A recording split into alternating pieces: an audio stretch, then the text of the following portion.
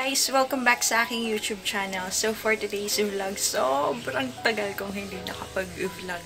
Pero sa vlog na ito ay tatakamin natin yung mga coffee lovers out there na kung paano tayo gagawa ng sarili nating version ng mga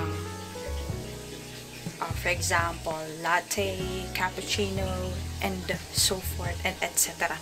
And ayan yung i-vlog natin ngayon dahil sobrang in-demand ngayon yung mga coffee shops na mga businesses, and syempre medyo pricey talaga sila.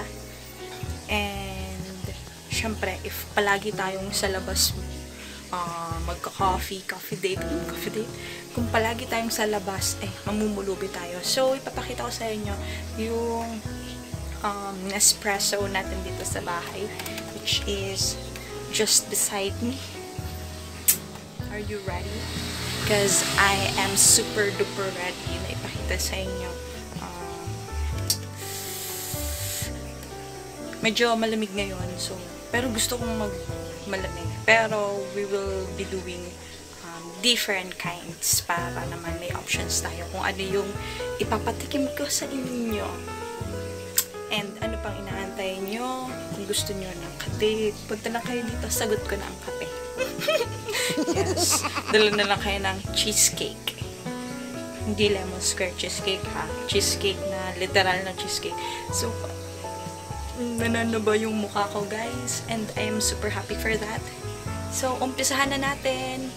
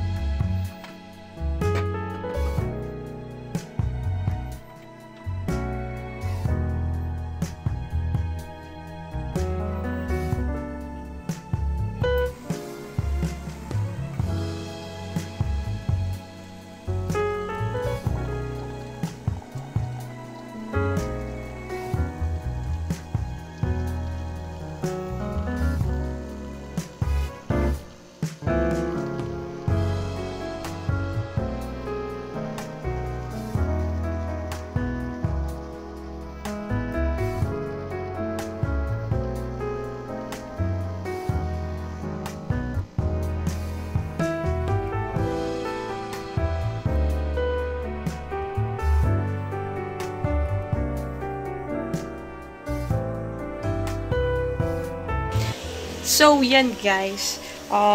Real quick, meron na tayong espresso. Pero, sobrang tapang niya. And, siguro mga times 4 yung tapang niya. So, kaya hindi tayo mag-espresso lang. Dadagdagan natin siya ng water. And, say hi sa aming wall clock, which is pouring some coffee sa a mug. So, yan guys. Ang taba ng mukha. So, yun guys, tutuloy na natin. And yun nga, hindi tayo mag-espresso lang. Dahil sobrang tapang niya. Hindi ko mabasa yung pinili kong capsule or tub. Hindi ko siya mabasa. Ang liit niya. But, ilalagay ko siya dyan kung ano yung flavor niya para malaman nyo rin.